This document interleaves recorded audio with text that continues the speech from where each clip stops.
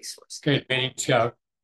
Signs to warn about all the wildlife. That's great. I take the. It's been brought up numerous times. I see. They look into it. Yep, They look into it all the time. West. He's looked into it many times. We have a quorum. Still expecting Grace Wilkinson. But regardless, we have. Okay, we'll get started then. First item then is approval of minutes from last meeting.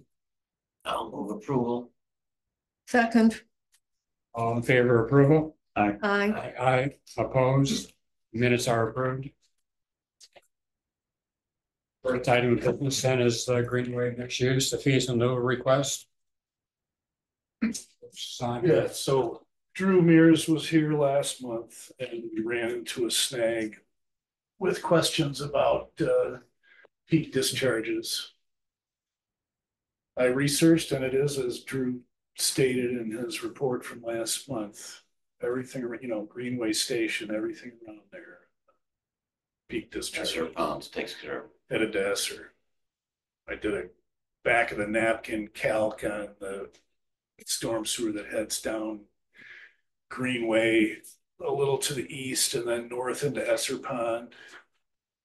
There is a capacity issue. I ballpark maybe 2 to 5 year storm that can carry. So like several other areas in the city, we have some undersized infrastructure, but that's not this development's problem to solve. No, it seems like when they design the streets, they don't anticipate this type of density in impervious area. I Possibly. think that's true. Yeah.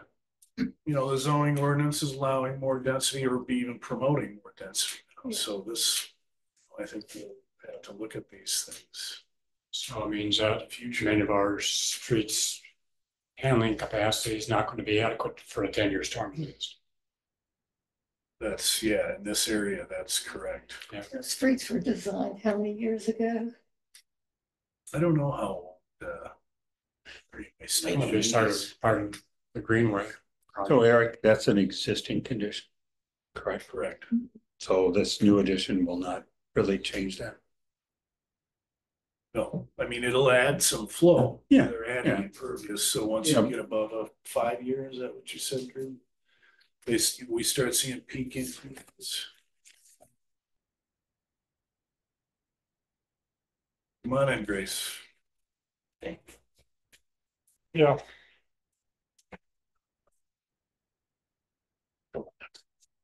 Still. So my recommendation from last month hasn't changed. I think I'm recommending you approve the fees in lieu in the amount of $3,127.00. I'll move that. Do we have a second? I'll second. Is there any more discussion? If not, all in favor? Aye. Opposed? The motion's carried. Just cost this guy a month of time, that's all. That's all right. I appreciate you guys' time. Thank you, Drew. The owner didn't think that. He was all right. All right. I would have liked to have seen a design of the rain garden. It wasn't reviewed by us before, just for education or curiosity. So what's going in the rain garden in terms of on the roof, the green infrastructure on the roof. Green roof. oh, yeah. the rain roof. Yeah. Oh, I can send that around. the landscape you're talking? Yeah. It's one of the first ones we had, and I just for curiosity and educational purposes, see what it looks like. It's very similar to what you did at 6100 Lake, isn't it? No, that was all turf. This is more landscape heavy, perennials and some smaller Things shrubs. Roots deeper than 3 inches. Yep, definitely. There's a That would be good. there is a big portion of turf. And I meant to bring the landscape plans with me. I'll show you, but my internet's not working either right now for some reason. But there is a large area of turf for, just tenant use, but then there's a lot of thicker patios with more intense plantings in them. Will the city have to monitor that for maintenance? The owner will have to submit their maintenance certifications and reports, and yeah, we'll be tracking all of that. So it'll be the same kind of agreement as we have for ones that are on the surface.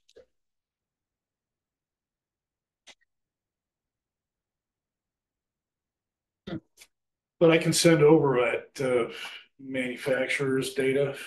Have you submitted? Yep, yeah, that's part of the maintenance agreement. Send Okay. that out to the group and, comment individually or, it's not a group conversation. Yeah. Okay, thanks. Thanks, sir. Sorry to send you out so soon. Sounds good. Next item business then is potential impacts of the South Fork from Madison.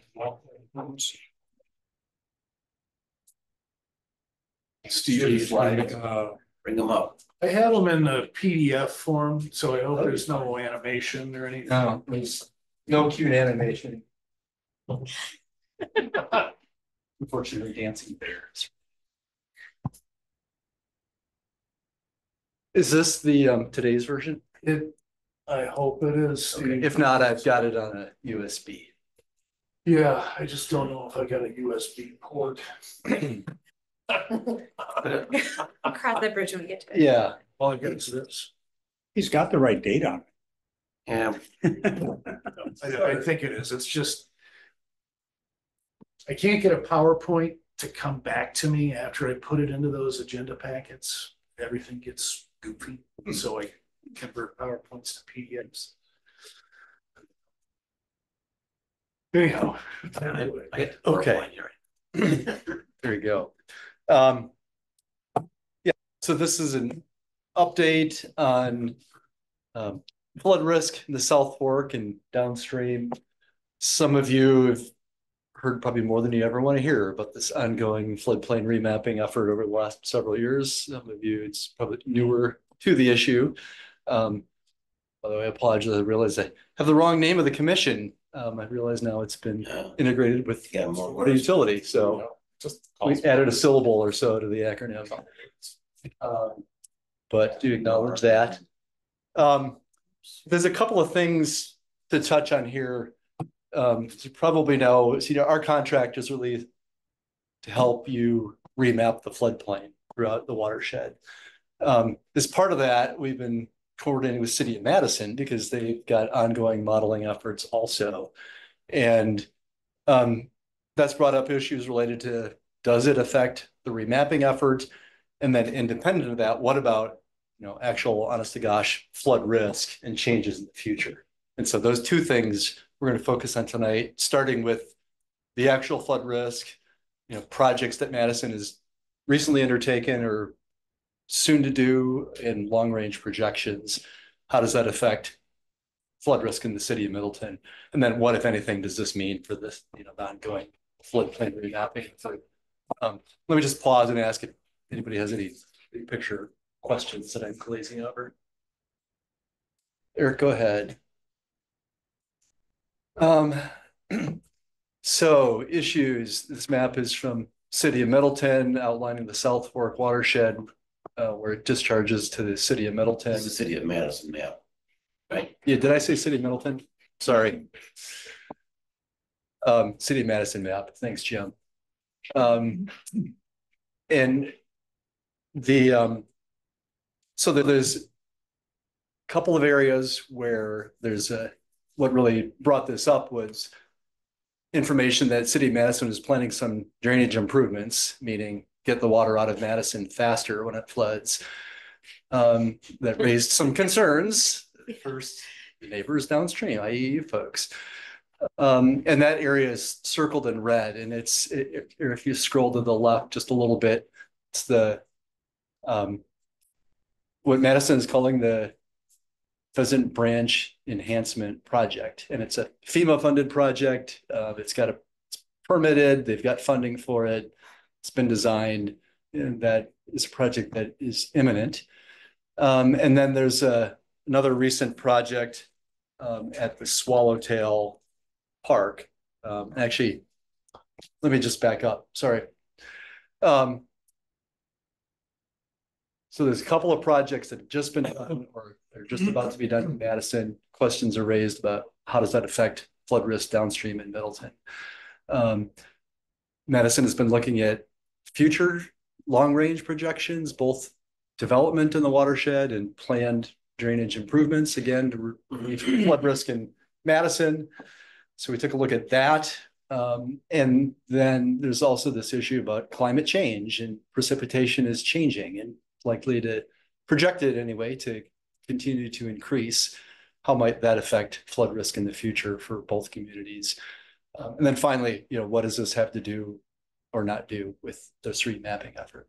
Eric, now if you switch to the next page, please. Yeah, a little more information on the recently completed project is at Swallowtail Park, in the western part of the Madison's portion of the Pheasant Branch watershed. And then the Pheasant Branch Enhancement Project is up in that circled area just upstream of City of Middleton, Madison boundary. And these numbers in the table at the bottom are City of Madison calculations with their computer model. Jim, using NOAA Atlas 14 rainfalls, which is what City of Madison's modeling has been based on. And, the big picture here is, although there's some increases in the peak discharge and the amount of water or volume that is coming downstream toward Middleton, in the small events, 2-year, 5-year, 10-year events, when you get up to the really big floods, 100-year, for instance, essentially no change. And for the big floods, maybe even a slight decrease. So I guess that's good news overall. There can be some nuisance flooding or erosion issues related to increases in the, say, 2-year flood. So that's something to think about. Eric, I think we talked about maybe passing this info along to MSA, and Stantec has done some of the designs downstream, see if they have any concerns. But from flooding standpoint, these immediate projects that have, essentially the Swallowtail project has made an improvement in flooding conditions, and the Pheasant in Middleton, and this impending or the pending project for the Pheasant Branch Enhancement Project, Steve, offsets that the other way. Steve, that Pheasant Branch Enhancement, is that the opening up of the culvert under the belt line? No, Not under the belt line. So that's another way. Yeah. another proposed. Yeah. So in that, I believe is on the next slide, but let me just say, any questions here? I mean, so the upshot is, for the projects that are really on the books, like they're going to happen or they've already happened, big floods, essentially no impact, small flows, some increase. but so what's going on here with smaller storms are higher because with the Pheasant Branch Enhancement, they are the bed condemning. So Yeah. the smaller flows will be fully discharged through there. I'm just surmising I that. think so. The bigger ones are still going to be held back because the opening's not big enough for the biggest storms. Right. So it still has to go over the street. So it's still being dammed up. It's still Yeah. probably going to be causing some impacts where they don't want impacts. Right. In Madison. Right. But So is the Pheasant Branch Enhancement, is that a detention pond? It's not really, it's storage, and I'm trying to remember if it's inline on the channel or offline immediately adjacent to the South Fork channel, and some culverts going up. So I think the two components are culverts being upsized through Deming Way, and then through the floodplain, some additional storage being done through excavation. Can I just say, I helped write the grant for Madison to get that funding for this thing. And they had, preliminary concepts of what they're going to do. And it is just what Steve said. So they did maximize the storage that they could get in line. They did all they could to maximize it, but it's not enough. Yeah. And you know what? It's a good point.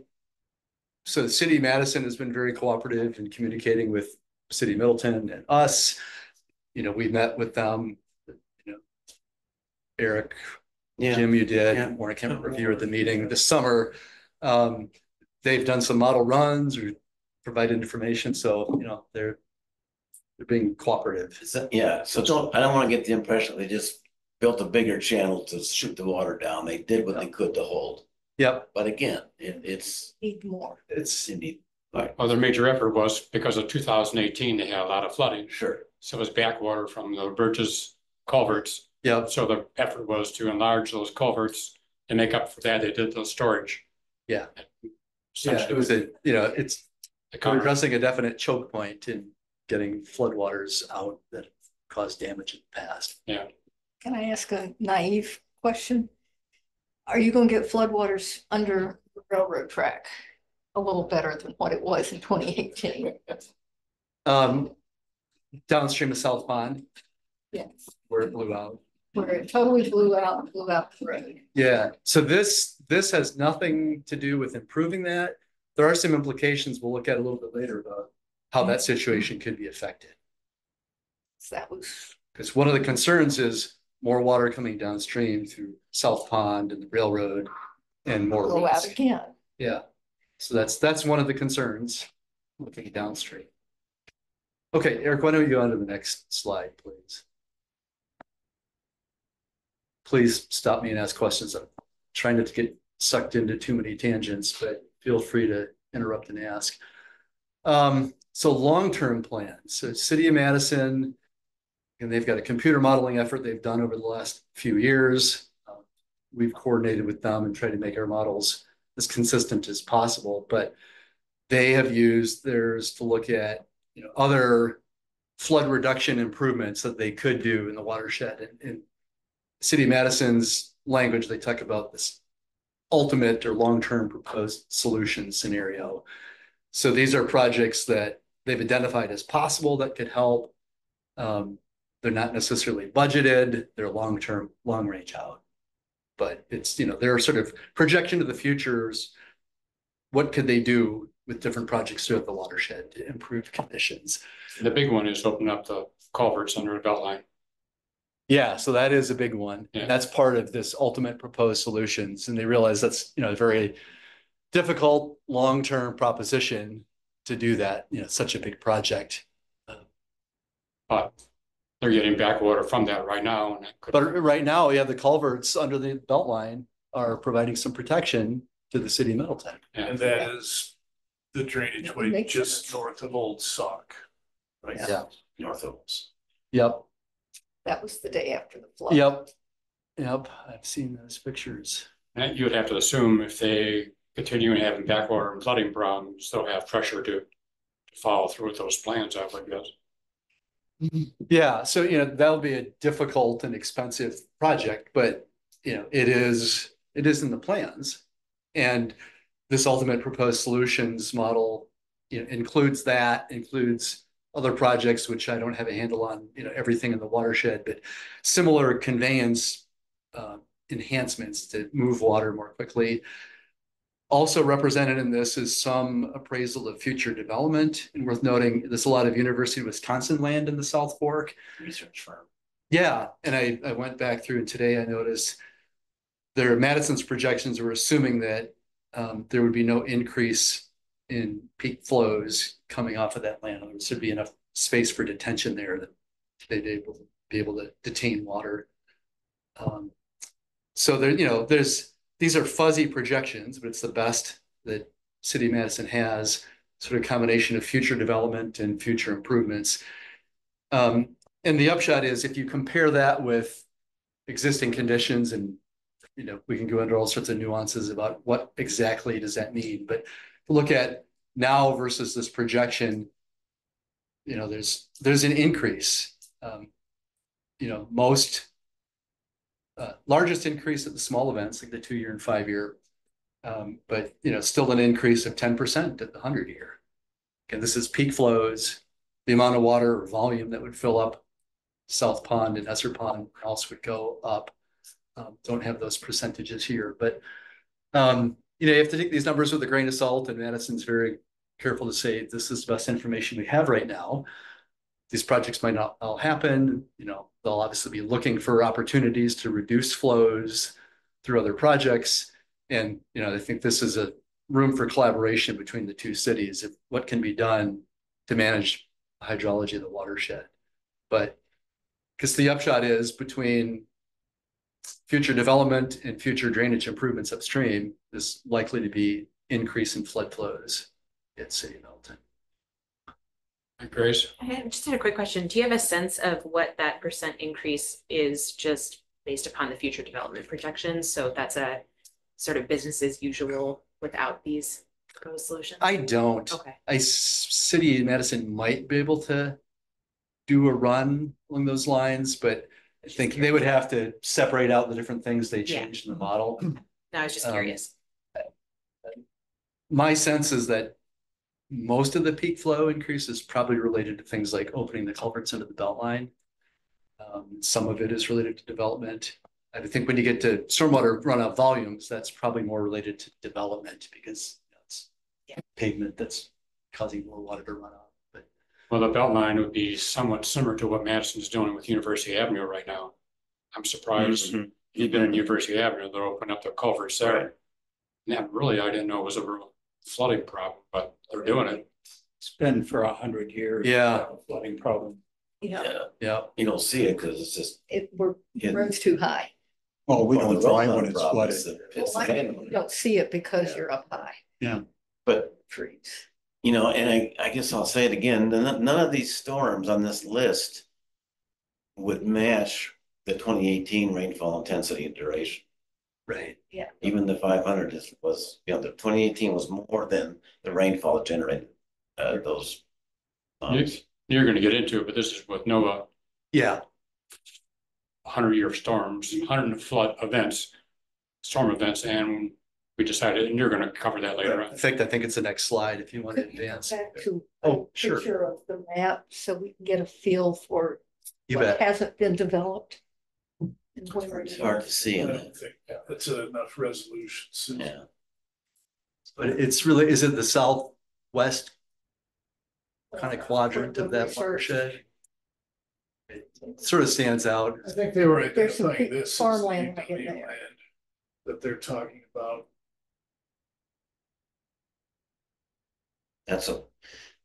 I think Old Sauk is right dead center of that east-west picture there, yeah, and, You see it kind of a light gray area, that's the farmland. right. Yeah, that's farmland, and then the university land is down by. South, yeah.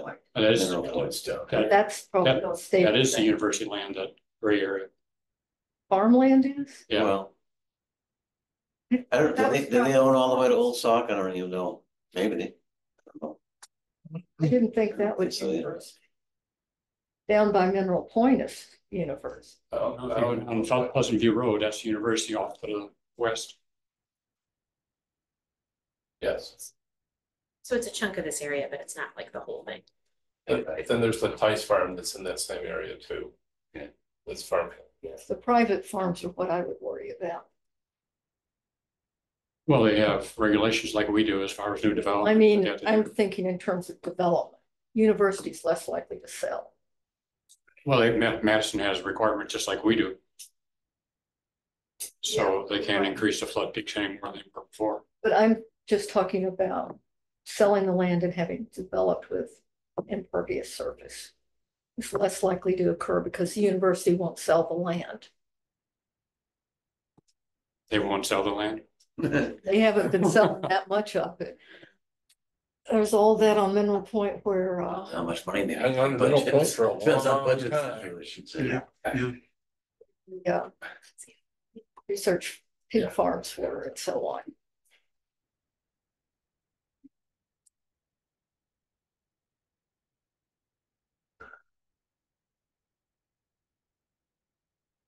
Okay. This is new today, not in your packet, but yeah, Warren, getting to your point. City of Madison has used standard rainfall depths from NOAA, and the document is called Atlas 14. And for all across the United States, you could say, well, what's the 2400-year-hour rainfall in City of Madison, this location, or City of Middleton? Those are in the column on the far right. And so in this area for years, 6.7 inches has been used as the depth of the 100-year rainfall. 24 hour. 24-hour 100-year. I think the NOAA's Atlas 14 is based on precipitation record 1960 to 1990. That sounds right. Yeah, it's about, which we know is not correct for current conditions at all.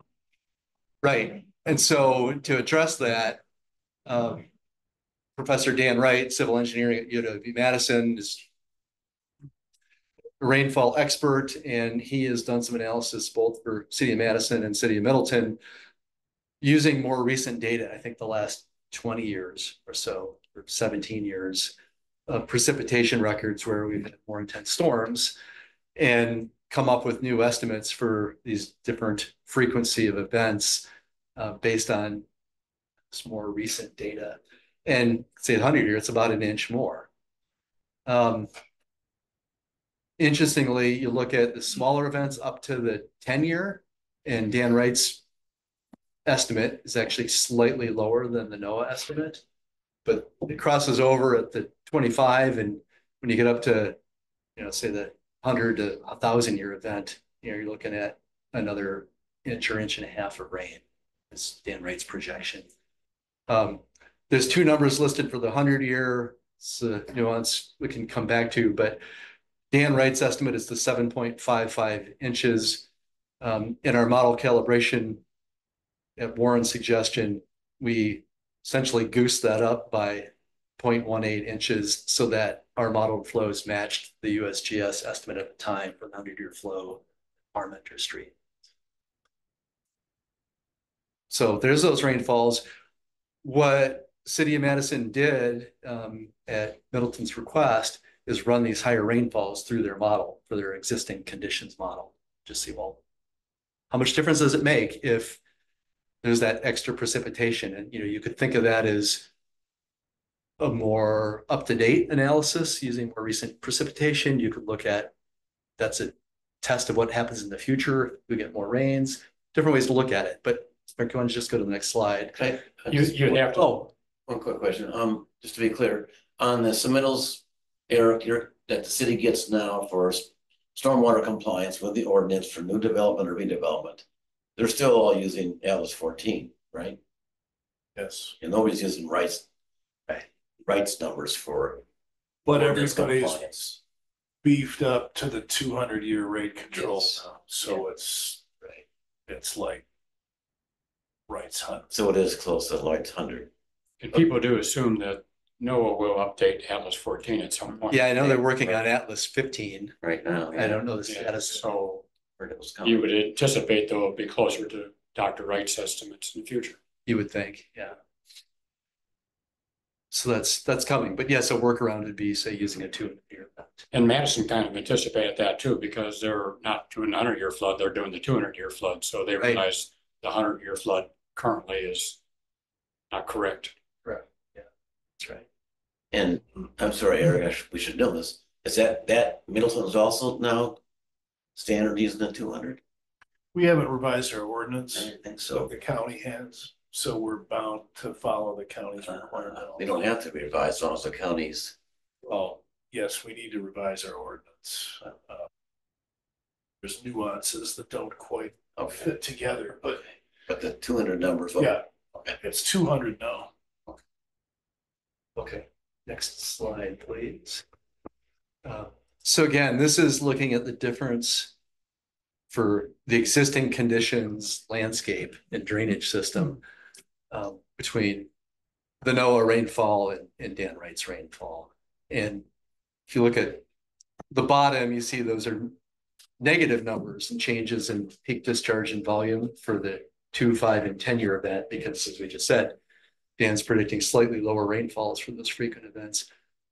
But you go up to the bigger events, look at the 100-year, well, it's saying peak discharge go up 28% if you substitute Dan Wright's rainfall, the extra inch of rain versus the NOAA estimate for the 100-year. So, that raises some eyebrows, certainly. And that's based on the existing imperviousness of Madison's. Yeah. south. Yep. So this is, it's a very detailed model of the South Fork watershed in Madison, the impervious cover, the pipes, the drainage system. So that's right. Existing conditions, not with proposed development. Existing conditions, Yeah. not proposed. So this is just how much difference does the different rainfall make? The answer is it makes a lot of difference. Yeah. And so there's, questions here of, well, okay, what does this mean for representing the actual flood risk that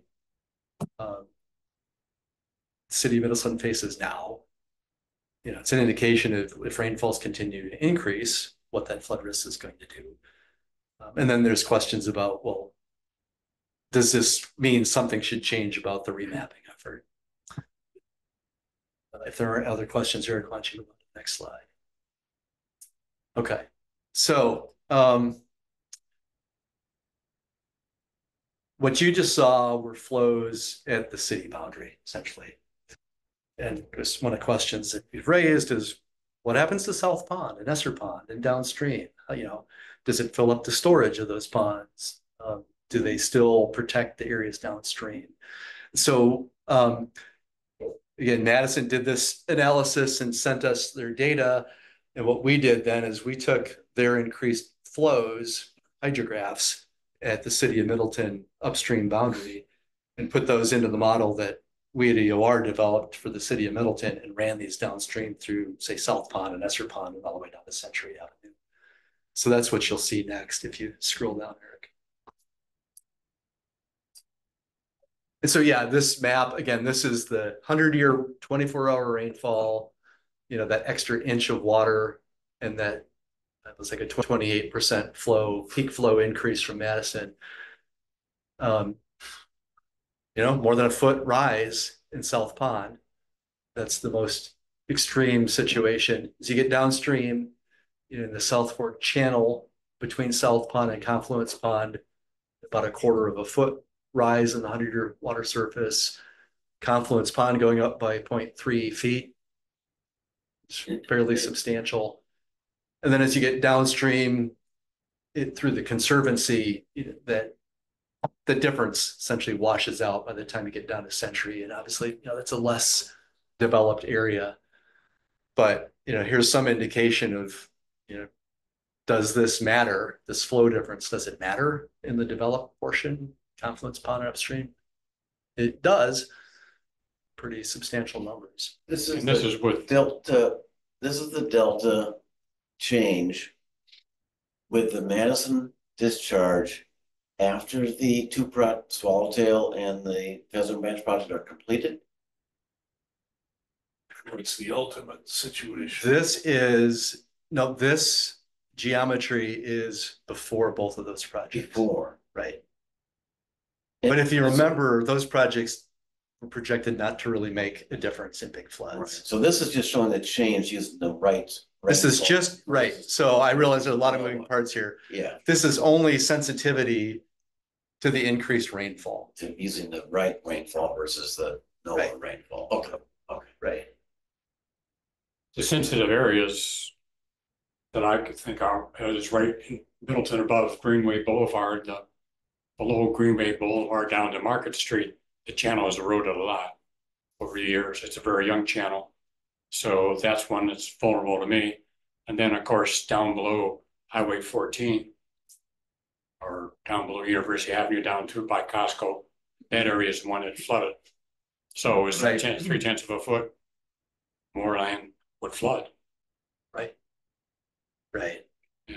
So again, But I want to be clear. This is not because of something Madison's doing. that's right. This is because we're using different rainfall numbers.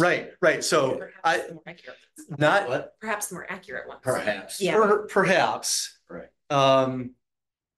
But I think the upshot here is if there is more rain, there's more flooding downstream. And we'll kind of get into what are the implications of this.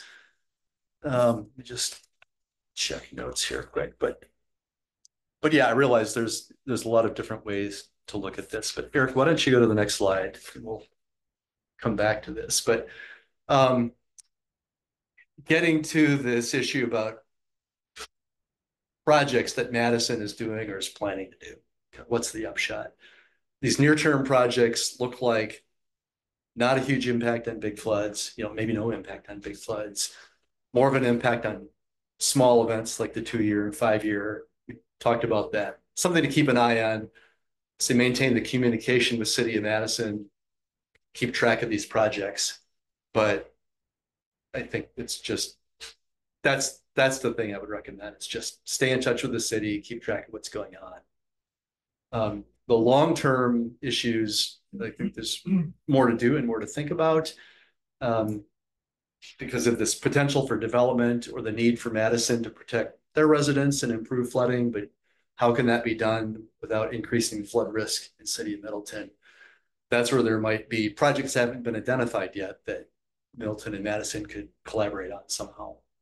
And they seem to indicate some willingness at that meeting to collaborate with us to, yeah, whether it's enhancement of South Pond or Esser's Pond or we talked about enlarging the culverts.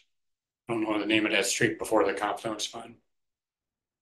That causes backwater in the Costco area. right. There's the University Avenue.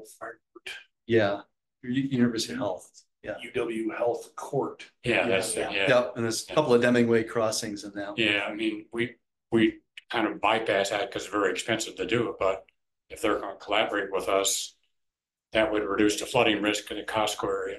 Yep. You know, maybe there's some green infrastructure projects up in the watershed to reduce flows and volumes that could be collaborative projects. And we always talk about South Pond enhancement. Yeah. As some potential. Right. So, you know, there's structural projects with ponds and crossings in Middleton, and then there's upstream projects in Madison and that could potentially reduce flows. So that'll take some creativity. You know, Madison has said they'll be looking for those ideas. They'd like to collaborate. So I think it's something to keep an eye on. It's something, you know, and I agree, there's been among the staff and discussions have been pretty cordial and cooperative. But I'm wondering, would it be smart to, and this is going to take some time, I understand what I'm asking for here, to get some kind of intergovernmental agreement in writing, not that commits people to anything particular, because we don't know the particulars right now, but just writes down the intent and puts it in writing that we understand right now what's going on. We are not objecting to the current, management approach, but we also understand there will be a need for more collaboration or integration or some kind of cooperation. And I want to know if both municipal governments are willing to sign something like that. I think that's a good idea. And one of the things to keep remembering is anything that comes through Middleton goes into the lake, which goes right back in Madison.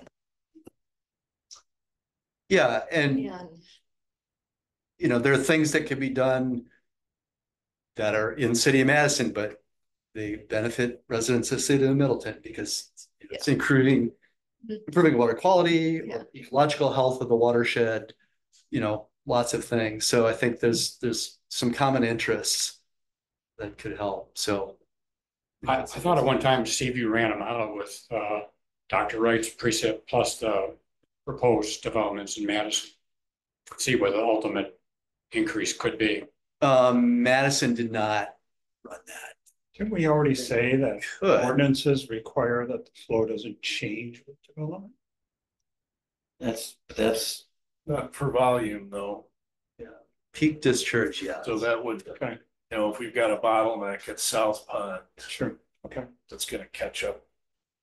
Wells. And that applies to land development, but not to say upsizing a bridge or culvert or street in Madison. It's too bad they didn't run that one. That would give us the maximum potential increase. too scary to run. Yeah, we could all run away. I mean, you'd have to almost assume that's going to occur at some point. Yeah, Whether it's 10 years or 20 years or 50, it doesn't matter. yeah. Well, it's kind of getting to one of the next topics. So hold that thought, Warren. If there aren't sort of questions or comments yet about what City of Middleton ought to do to address future activities in the watershed, why don't we move on? Because this is the next step is really thinking about giving a recommendation for what does any of this have to do with remapping the floodplain of Pheasant Branch Creek in Middleton, which again is our main mission.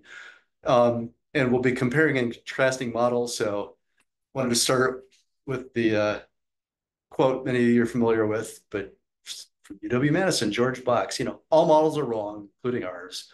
Some are useful. Madison has a model built by very competent modelers with similar software that we're using. It's of just the city of Madison portion of the watershed. They've designed it to look at drainage improvements in the city. They've calibrated it as best they could to information they had from the big 2018 flood. Conversely, city of Middleton's models designed for this floodplain remapping effort. It's the entire watershed, North Fork, South Fork, and Mainstem. So bigger area, a little bit less detail. So interestingly, and where I think this is getting into, are these differences we've just looked at with adding Dan Wright's rainfall into the city of Madison model, is that really going to happen, or is it really already happening? And when we first looked at Madison's results versus ours, we said, wow, this is unbelievable. We have almost exactly the same 100-year discharge at the city boundary, like sort of unbelievable. But then we realized, well, wait a minute, Madison used the no rainfall. We're getting essentially the same answer with Dan Wright's higher rainfall. So sort of begs, and as you said, you add Dan Wright's rainfall and it goes way up in the Madison model. So this begs the question, well, does that mean the Middleton model is wrong, or it's under predicting runoff? Or is the Madison model over predicting, or some combination of that? So Eric, go to the next slide if you would. Yeah, I want to interject. A couple of years ago when Greg Fries and I think Janet Schmidt were here, and the promise was that they were going to do no worse than they are now. And then I think this, when they contacted us 6 months ago about these changes, it was not any changes in their plans of here's where we can capture flood control benefits, but wasn't it a modeling problem? Yeah. Bust. Yeah, it was a bust. It happens to the best of them. Certainly happened to be. But their initial projections, when you heard that from Janet and Greg, was they did the modeling for the Pheasant Branch Enhancement Project, and it wasn't going to increase flows. And then they realized, well, oops, it was increasing flows. There was some problem with the original model. I think they've done some design adjustments to try to compensate for that, I believe. But yeah, so you've heard some different things, and you talked about calibration of their model, and all of a sudden it agreed with ours at the junction. My guess is they calibrated against the discharge that you had at our boundary. You know what? Actually, that's what I would do that. I mean, come on. Yeah, well, how to make it agree? Well, maybe they did. I don't know. Well, and they calibrated on the gauge station data for the 2018 flood, and that data was a guess. The station was wiped out, and then USGS did an indirect, in which I talked to them, and they said that was even a bogus indirect because it's such a massive and the railroad tracks broke, and so you had a flood wave going down there. Right. So calibrating against that doesn't really make any sense. No, it's pretty tough, and and they had other data they could have calibrated against. Well, they did, when you explained it, they calibrated the 2018 right flood elevations. So not flow, but elevations. I know, but that's how you do an indirect. You get elevations. Where do you get the elevations? It's not like that. Well, they were measuring dirt lines and sediment Sure, lines. but you got a surge from the dam breaking. That's not indicative. No, I'm talking about above, upstream from them. So Madison's model ends upstream of the South Fork gauge. Yeah. Right. So they didn't have the benefit of any USGS stream gauges in the watershed. They did put some instrumentation in, and it didn't work out. They didn't have any usable data. Yeah. So what they did is the data they did have was surveyed elevations of high water levels in the 2018 flood. So they matched those as best as they could, and they said they were within a foot. So, overall, probably pretty good representation of what happened in 2018, but a foot is a lot, right? And also, as Madison pointed out in their report, the calibration parameters are going to change depending on if you're calibrating for a gigantic flood or, the flood you get every year. And so Madison's model is tuned to the Whopper, and approximately tuned because they just didn't have much data to work with, so they did the best they could. So not to get into too many nuances, but it's not really surprising that if you put a lower rainfall on Madison's model, it's going to predict more runoff than a model like Middleton's model that it's calibrated to smaller events. In those big events, all the storage, it's all filled up and water runs off. And I think that carries over into smaller events. And again, this isn't getting into which model is better. It's just which is most useful to the city of Middleton. But Middleton's model, we have the benefits of the whole watershed. So there's 3 USGS stream gauges, as you know better than anybody in the world. We have a pretty good match to those 3 stream gauges for 3 different events, 2016, 2019, and then the big one, 2018. So we looked at, what if our model really is under predicting runoff from the South Fork, and we goosed it up to be closer to what Madison has. Well, that would throw out of whack the calibration downstream. We'd said we had tuned our model so that it was matching your discharge estimate for the 100-year flood at Parmenter Street. Well, that would go up. We'd have to adjust something else down, and that would throw out whack the calibration for those other areas that we're tuning down. I think, the upshot of all of this is there doesn't seem like a feasible way for us to match what the city of Madison has produced as far as flows out of the South Fork, still have a well-calibrated model. And given the competent but approximate effort or calibration for the Madison model, there just isn't a smoking, when we use that term, there just isn't an obvious reason to say, yeah, Middleton's model is grossly underestimating flows from the South Fork, and we should adjust it to match what Madison does. So as far as, does the Madison results mean you should change course and go in and pay us to rework our model for the floodplain remapping? I think the answer is no. I wouldn't do that. Why don't you go one more slide? Let me wrap up and then check if we can get questions. There's some modest updates that we've been talking about over the last few years to the model. It is still recommended, but not wholesale revision to match Madison's results. It's a fair point saying, well, wait a minute, we're trying to be protective, public health. Madison's model is predicting more flows. Wouldn't it make sense to just be conservative and use that? And there's good logic there. And I guess the way to look at it is Middleton's already being conservative, using Dan Wright's higher rainfalls.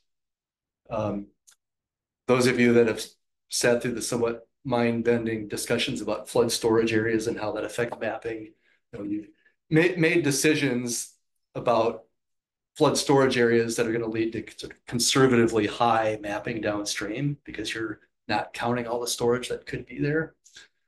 And then finally, there's nothing saying that the so-called base flood that appears on the FEMA flood insurance rate map has to be the 100-year.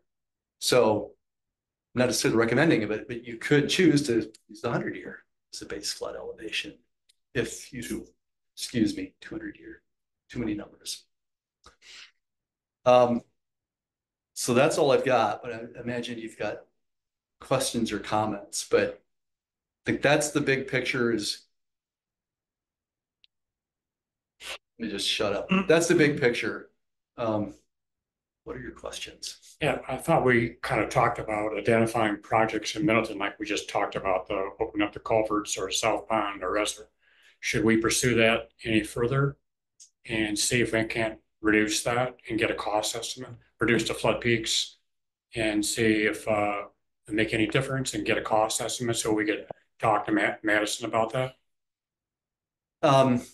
We do have the work that we did 2020, 2021. We looked at them already. Looked at those projects since back in Gary Huth's day with the flood solutions and the costing that went with that. So you've got those projections. Eric, more recently, we've looked at some additional projects. I think some of the bridges downstream of Confluence Pond.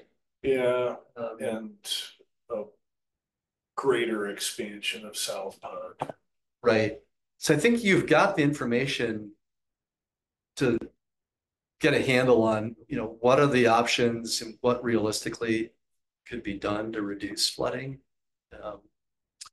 Yeah, I don't know if those culverts on UW Health Road or what's it called. Yes, we use the same kind of floods now that Madison might deliver to us with their future development. Because the culverts may have to be larger than that. We didn't do. We didn't look at that. But one thing you could do is, you could look at the modeling that's already done and in the Madison projections and say, well, maybe the 100-year flood is going to become closer to the 200 now. You can look at simulation of the 200-year. It's so you can use the same results you've already got. Say, well, the 100 years this big now, but maybe it's going to become this big in 50 years or 20 years. So it seemed like we tacked on something, proposals that we could do to what Jim mentioned, say, hey, if you go forward, we got to go with these projects and get some collaboration on the cost of it. Yeah. I think you've got the information to be able to sort through that. I think that culverts were very expensive, and I think we just bypassed it because it's too expensive. But if Madison's willing to pay for half the cost, say maybe it's not too expensive. Maybe certainly something to discuss. I'm looking at that university court. Why do we think the culverts are going to be so outrageously expensive? I mean, yeah, it's a 4-lane road or 2-lane road there. Yeah, I don't know. Not like it's, but I remember we kind of flew over. That was one thing that would reduce the flood peak. I'm remembering we looked at the 2 Deming Way crossings upstream of there. I don't remember looking at modeling or costing replacement of those, and it might be that they're submerged by backwater from Confluence Pond. I wonder if that's the issue. So I wonder if it's the Deming Way ones I was thinking of. Okay. Yeah, we looked at the upper and lower Deming Way crossings around Costco, and yeah, those are quite expensive. Those must be the ones I was thinking of. The upper one close to Highway 14, it's a very long box. Oh, that one. Yeah, that one's a big deal. The ones near Costco, I mean, that road can be totally blocked off to do the reconstruction compared to what they're doing on University with moving lanes and keeping. I'd be happy to go back and look at that. But, we've got reports that kind of lay it out. It's been a while since any of us have really looked at that. By the way, if they can close Century Avenue for a bridge, what's the big deal with closing the roads? So I mean, think about that. That's going to be shut down. They say 4 months, which I don't believe. I would probably be more like 6. Yeah, that's gonna be a mess. Oh, yeah, just stay home. So But if they can do that, they can do anything. Yeah, are we looking for direction? I'm seeing 2 different things here. One is potential projects that may in the future be worth doing in collaboration with the city of Madison. But Steve's also asking about, what do you want me to do about floodplain mapping? And if we're gonna stay on that path and come up with an official map that gets FEMA approved and everything else, what rainfall we're gonna use, and how many conservative factors do you want to incorporate, which of course makes the floodplain bigger, and we all think that's a great idea. Of course, if you live along there, Not everybody does, right? You're not gonna be happy. You're gonna be pushing back on the city saying, hey, you guys are way out of bounds here and making, impacts that may or may not ever happen. That's gonna be the argument, right? Suppose you have the benefit of 2018. Yeah, Areas did flood. as long as you got that in your memory bank. Already happened, but Yeah. but you're right. And I guess, There's gonna be resistance to. Eric, you could talk about next steps, but again, you know, the thrust of our contract is the floodplain remapping. Exactly. And we've kind of gone down a bit of a rabbit hole because it's important looking at City of Madison floods, but that's a little bit of a tangent. But one of the next steps for mapping is to go to city council and give a, you know, very high level overview and have the city council confirm that they want to proceed with And this. that cost has not been estimated yet, or do we have some numbers on that or not yet? Cost for, We're doing the actual FEMA appropriate submittals and all that kind of stuff. we do, yeah. It's estimated but not approved, I think. Yeah. Just the FEMA process, and of course, you've spent some of this money now looking at this. Big deal. But I think Steve has an approved contract to finalize the models and the maps and not send them through. Not the part about sending it That's through. right. Right.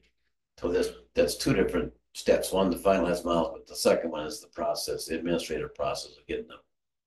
Approved through FEMA. Yeah. And again, No small task. no, and this would be the more lengthy, you know, multiple year process. And that was a question too, as to whether or not do we need to take that step or do we just use Right. locally regulate our own flood maps? Yeah.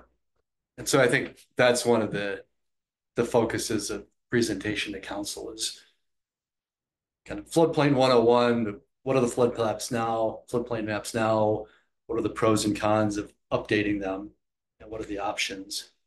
Because just like you said, you could do the full-blown remapping, or you could have this information and use it for local zoning and, you know, distribute it to residents for flood risk, but it doesn't have to be tied to the flood insurance program. FEMA obviously suggests you should, if you have better information, you should update the maps, but it's not a requirement.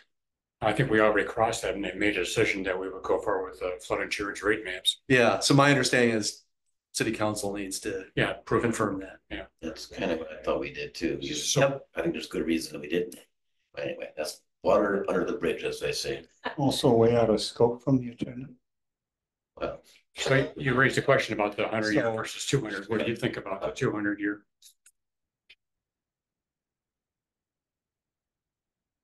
I'm kind of thinking we should plow forward with what we have now. 100-year right, rainfall. flood storage. 100-year flood. The map. 100 year, right, is close to it's pretty darn close to the 100-year NOAA, right? Right. Rainfall wise. Doesn't match what Madison's on, so. Yeah, you're right. So the Dan Wright 100 years, pretty much the NOAA 200 year. Thank you.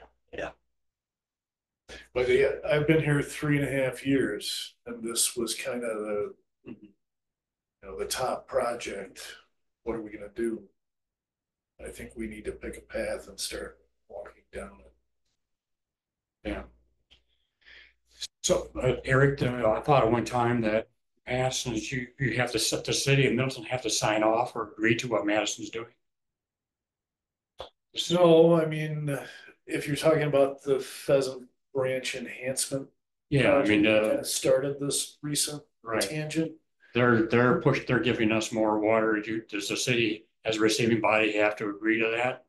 Or is there any way you could object, or what is the official process? I did comment to the DNR on their, I guess it was their chapter 30 approval process, but I did not demand a public hearing and that permit was approved. By DNR? Yeah. Okay. So there was a period of time where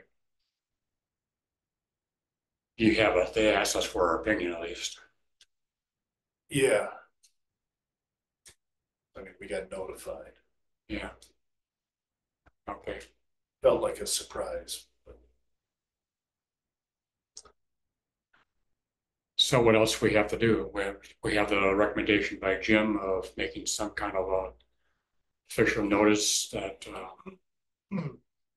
Well, I'd call it an intergovernmental agreement of Yeah. some sort. yeah, We've got one, I'll call it a consensus opinion to start.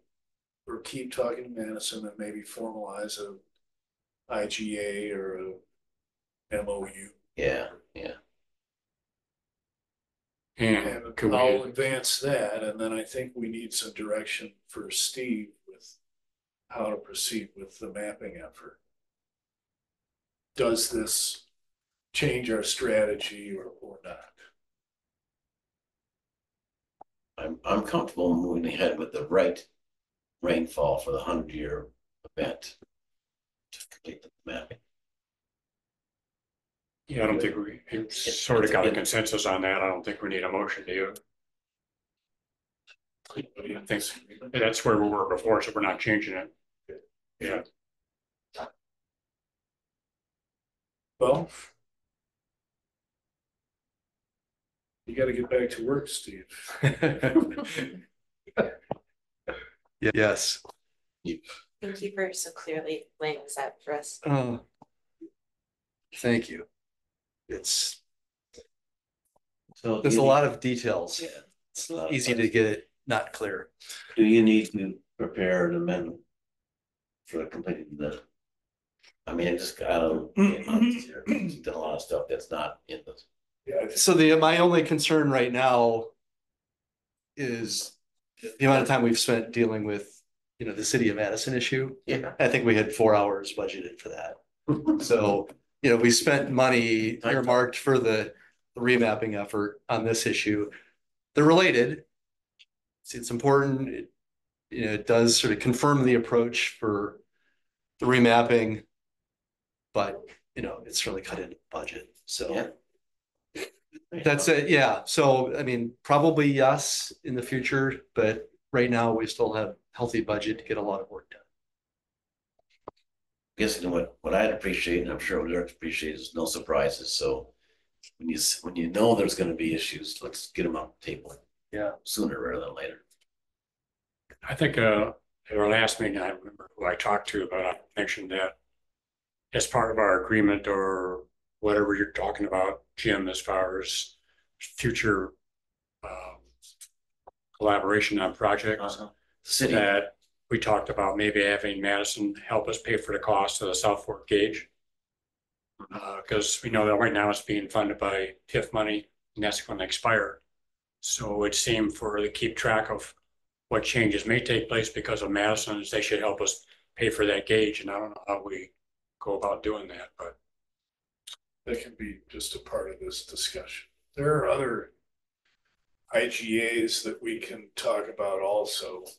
okay. With pollutant control that, we're effectively providing with Confluence and Tiedemann. That Madison could share in those costs if they want to take credit for this. Yeah. Yeah, and I think truthfully what Madison's doing is solving their problem and pushing it downstream to us potentially. I mean, they solved their backwater problem by putting bigger culverts in and getting the water to downstream. And Age-old problem. They tried to mitigate it, but Yeah. it's an age-old problem. You're right. That's what we do. Downstream users beware. Okay. Well, thank you. Yeah. Thanks, Steve. Good presentation. Yeah.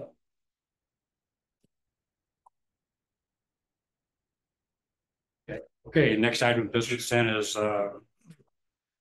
stormwater utility referendum. Yeah, so you guys had requested an update on everything we're doing to communicate the referendum information. This went before council last night. This is what I included in your packet, which Brian Gattow wrote up. I hope you guys all got a chance to review that. I'm gonna switch and show you a PowerPoint. You should just show them the link from last night's council meeting, because you went through everything, did a good job. Yeah, so I was impressed. Brett McHenry, thankfully, he's our communications officer, and he has taken over this effort, which was much needed. So he's got goals. This, you guys should all be familiar with this, and I hope everybody, or you got the chance to poke around on the website, try to find some of these things. If not, you still have time, you can comment, you can add things. But this is just goals and key messages. You say this is on the homepage for Middleton? This is what was presented to council. Okay. So right now we've got a public information meeting scheduled for October 2nd. That'll be in Chambers. We haven't scheduled them yet, but I think there's going to be 2 more PIMs, but perhaps those are led by alders and not by staff, you know, and they can advocate. They were suggesting that be not evening, but weekend or during the day, there are other people to be able to chat. Yeah, and so he's got one tentatively set up for a Saturday and one Right. for a weekday afternoon. And you're gonna make a presentation. Yeah, I'll be at all of them. I'll make the presentation on October 2nd for sure. The rest of them, that's still kind of up in the air. If you like, I'll come down there. That'd be there just to be there. Yeah, you're all welcome and would be appreciated if you'd come down, you know, even if you're not speaking formally, you can hobnob and If he gets real angry, I'll open the door so I can leave quickly. I'm glad we've got a public communication person doing this and doing the presentation, because he actually will probably convey it to our citizens better than you guys will. Oh, so show up. this is not my strong suit for sure. I mean, learning how to get it down to the level audience is a challenge. So I thought Eric was gonna make the presentation on August 2nd. I mean, Well, I'll be there. Bill Burns will be there. I think Brent should be there. Lisa Haniro is going to be there for sure, potentially other alders. So we can all take a little. there will be a formal presentation. There'll be a PowerPoint, and then I expect an awful lot of Q&A. Do you think a lot of people are gonna show up for this? I don't know. No. I don't think so. No, What was it like the first 2 times? Nobody showed up? oh, we didn't even have them. They don't even have a public meeting. Oh, I think we did the No, City. no. We did. We worked with the Friends of Pheasant Branch. They sent out a mailer. So No, well, you mean the city mayor? No, the Mailer? Friends of Pheasant Branch sent out the mailer, Well, we had other things too. Besides that, but the city Right. really didn't do city anything had a little FAQ, I think, on black and white paper posted on an in the, obscure Water- place somewhere. yeah. Well, so Brent's been posting. Yes. Yes. Lisa Haniro did a little spot on Channel 3. I think that was Monday night. Pretty short segment. The billboards have been up. Mhm. David asked me about yard signs last night. I have two. And are You those need one. coming from the Friends of? Yes, So, Okay. but the And I city is bet- not producing yard signs. no. And I've had people ask me where I got my yard sign. Which is- Absentee ballots started being mailed today. Yep. So our flyer is going to be mailed on Friday. He says it'll go out this week, Right? yeah. We want to try to stay ahead of the early voters. There'll be another postcard that goes out. So they'll have information before the October 2nd. They should, yeah. They should have the flyer, yeah. So they'll know about it. Otherwise, I don't know how they would know it. Yeah, well, there's, Unless they go to the website and know it, which I'm not sure how many people do that. The question I have gotten from people is relevant. Is a person who has a very small lot in Middleton Hills, concerned that because she has a small lot and she's getting charged 20 ERU, just like someone with a big lot, that she's bearing a bigger brunt of the burden. Did you explain? I tried to. Is this so sad, too bad, or what did you say? No, I explained Pretty much I what I, explained that it was, if we did the little GIS mapping on each one of these things, it would raise the cost tremendously. But the other thing is really getting in these nonprofit, the churches and so on, shifting the whole responsibility that way. But property taxes are progressive and this is not. To a large extent for homes. That's like, I'll look at property tax is progressive, but Well, you pay more. yes, yes. $1 million You're- house, you're- they're gonna you're pay right. more. There's a differential based on the value of the property. Of course, now, one of the things you could answer to your neighbors, the pervious Yeah. area probably is not a heck of a lot different. Right. I mean, she's in a small house down on Apprentice. Actually, there's probably not that big a I was difference. gonna say, is there any small houses down on? Yeah, in terms of square footage. No, but anyway, It's actually probably not that much difference between my house and hers for impervious area, but It's a great looking website. Yeah, they got some nice looking stuff going. Yeah, yeah. Brent really stepped in and kind of bailed me out here, which I you know appreciate. what, here's my complaint, looking at that. It's too much crap on it. Yeah, Well, this is just a isn't the web. PowerPoint for council. Those are three different. Too much stuff on too much on. it. I'm sorry, some Coming people from- read that and they will fall asleep. I showed that to vet students and tried to explain it to them. I They mean- would be Too much irate. on what? On Too the much slide information you're on the looking at slide. right now? put it in three slides. This slide is not, this is not what's on the web. This No, is no, no, showing I understand images. that, it's Okay. going to council, but it doesn't matter because It's the any. city had this huge meeting, inviting all of the chairs and vice chairs or whatever to show all the money went and everything else flowed.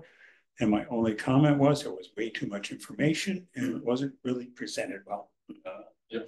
Because, when you see a PowerPoint, if there's more than 5, 6 items, you're not gonna read it. No, Exactly. it's got way too, put it in 3 slides. You're talking about a budget meeting. No, No, it wasn't. So It was some other thing that he wanted everybody to come to. But it's just, like I said, you can't have that much information on it. I don't care if it's going to council because the public is there. That's all my only comment. You don't. that's even got, Darn thing with it, Eric, but So that's probably okay. that's not Yeah. the final postcard, but we'll Yeah. try to keep it. those are fine. That's Yeah, limited that part's information. fine. because we're not required to read that. This is just examples of what. When you have a whole lot for them to read, they don't read. Understood. The first mailer is gonna be 2 pages. It's what you had seen before. It's Yeah. pretty densely packed. The second mailer is just gonna be a postcard. The thing second from the left is an FAQ document, which is always also just presented as a series of, The print stuff, I don't have a That's the problem with answer. this much. It's a PowerPoint slide to a group of people. Mhm. Yeah. That's where, That's fine. yeah, that's fine. those are 2 of the billboards These are great. that Yeah. I designed. Seriously, nice job. I think one thing that citizens need to understand, especially in the older part of Middleton, that from before, they don't understand that storm sewers need to be vacuumed out and cleaned out and how much it cost. Because in the previous referendum, it was everybody that lives south of University on council voted against it. Everybody? On council, Oh, on council. They voted against it, why? because they didn't see why we needed it. And it was only us northerners problem. Yeah, I mean, that initial vote was literally 5-3. Well, And that was because I was That's- able to talk, It's a different council now, so. yeah, it's a different council, but what I'm saying is the citizens They have talk- that same concept. they probably don't understand it either, so. So anyway, this is what you're gonna present to council. Or you Yeah, did right, present we to did. council. Okay, This happened last night. okay, yeah, it's fine. This has nothing to do with the PowerPoint for the PIM. Okay, Yeah, keep that one as simple as you can, Cartoons. but yes, Cartoons. yes, even cartoons, yeah. yeah, That's why you're having the information officer present the material. Right. PowerPoint though, yeah, are- information officer. is someone gonna show a bill where it's gonna appear? Copy of the list. Oh, a of the copy bill of a utility bill? Yeah, I mean, this is, Yeah. Yeah, that's a good idea. you know, my wife doesn't even, she pays the bill. She has no idea. That there's a fee in there for stormwater It management. just comes out of the checking account, who cares? Hmm. It's an automatic That's- withdrawal from the Yeah, checking. exactly. account. Well, they You don't don't even- even see the I bill. don't even right? see it, yeah. So, but it should show up, hey, this is what's gonna occur. Or, Right, and there are a couple of lines for stormwater, aren't there? that Yes. don't really- Yes. and if you look at your MG&E bill, Oh, I'm that's all. realizing I pay more in base fees than paying an actual use of electricity or gas. That's because you're too efficient. It's because I turn my lights off all the time. I mean, the quarterly bill has some information like our water quality we talked about from our wells and shows like the chloride level being high, and I pass that off year after year looking at, okay, that's nice. Then I look at it, well, it's not good. Yeah, I look at it. Look at the chloride levels. Fluorine, I look at all of it. So are there any formal recommendations? Am I hearing that you don't want me to make presentations? No, we're not. Wait, do you want us to You're- not? you're hoping- you're recommend hoping that? for Is that what- motion. That's right. That is exactly. You're soliciting. Patience, guys. Oh, I move that Eric not give any presentation. What we could do is spin the bottle whenever it stops, he makes the. the key thing is you can't get yourself down in the mud. No. Yeah. It's gotta be very simplistic that, you know, these are the costs we're looking at. This is the benefits of doing it. Because somebody's gonna say, well, what are you gonna do at Esser Pond? Well, you can't get into the mud. Right, Just can't Yeah, get there. get into it. The challenge is people do want to talk about their own backyard. Oh, sure they do. And that's what they want to bring up, and you gotta, dance around and say, well, afterwards we can talk about your backyard. I can give you a real good example. When I went to the first meeting that Conservancy Lands had for developing their master plan. And there was a lady there that lived on Tiedemann Pond who was just irate because that second stormwater utility referendum did not restore Tiedemann Pond back to what it was. And she was just, But it was when? Yeah, well, I think what she meant is it didn't restore back the trees that came out of the parkland, not the pond. But and it was a conversation that went nowhere. That's what you don't want to get into. Well, those are the 10 people that will show up though. You go knocking on people's door, they will bring up all sorts of weird crap that has nothing to do with the subject at hand. Yeah, and so you need, As long as I feel listened to, we've won the battle. So now Eric's totally confused. Grace, were you? oh, I was just gonna comment that I really appreciate that there is a mailer in the detailed. Because if people have language barriers or whatnot, that, a simple presentation is not gonna be able to reach them, but they have the opportunity to learn. And so I think that's really great, and having the websites as well, which are more easily translated. having. It's there if they want to take it. Yeah, exactly, yeah, so. One time when I talked to a neighbor about it and tried to explain it to him, talked about how we're shifting some of the costs from, which is in our general budget from Levy too. Public Works into the stormwater utility. And then like we mentioned is, okay, his comment back was, then am I gonna see a decrease in I my know. tax bill because the costs are being shifted?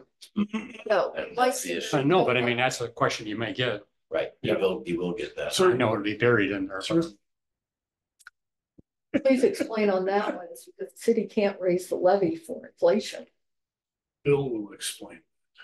Yeah, that'll glaze our eyes over. Yeah. Yeah. that's the thing that- Exactly. But I mean, that would be, and we talked about that, actually, the budget on public works should decrease a little bit because of the shift. Yeah, That's gonna be lost in the whole in the larger picture, right?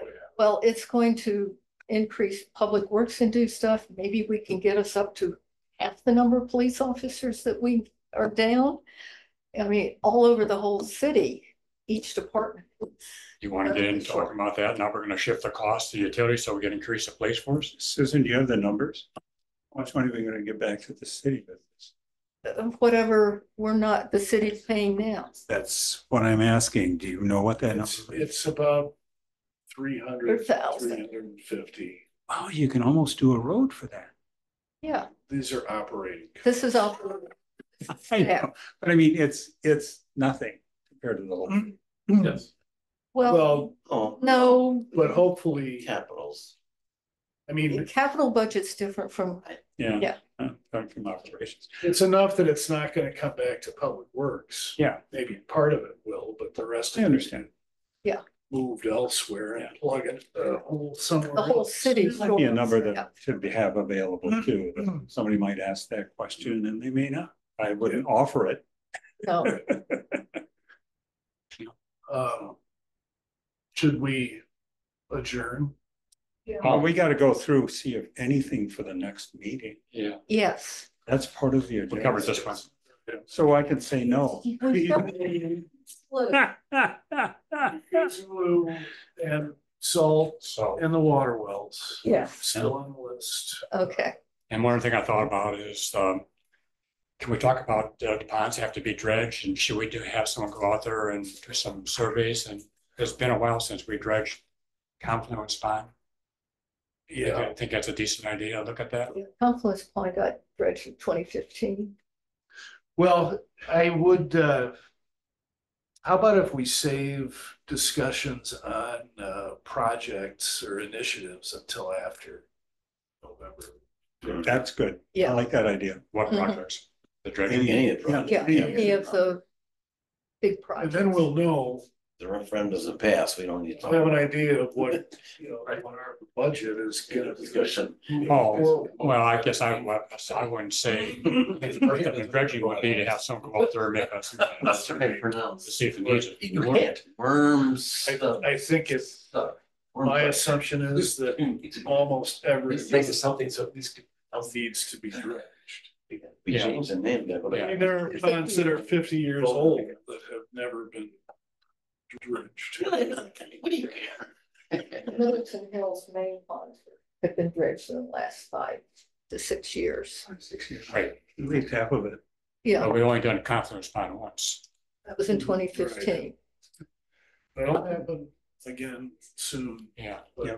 And we had a lot of Subject here, Yeah. by There's the an way. awful lot of Right. We're funds for leaving the that. agenda behind. And we never done the South Pond. We talked about it. We just, anyway, you put down whenever you want. Point of order. Is there anything else? Not on the agenda, Is there anything else? We're supposed to be talking No. about next, yeah, because we've been through the agenda other than what's on the next month's meeting. that's right. Okay, Sure, we had a discussion. there's no more items in, so meeting's adjourned. There you go. Now you can chat all you want. Eric, Well, you gonna not leave us with the exactly. stickers?